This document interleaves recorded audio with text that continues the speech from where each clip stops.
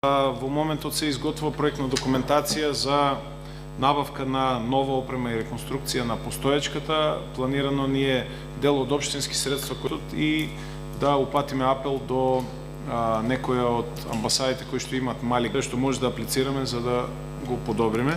Имено Смоларскиот водопад, платформата, точно е дека не е водостојка што фирмата изведувач на тој проект од унгарскиот, финансиран од унгарскиот кредит, побара мало одлагање и сметам дека до крајот на април, почетокот на мај, кога веќе се намалува водата, ќе ја постава. Таа е направена во работилница, само треба горе да се качи за жал, со физичка работна сила и на делови да се склопи.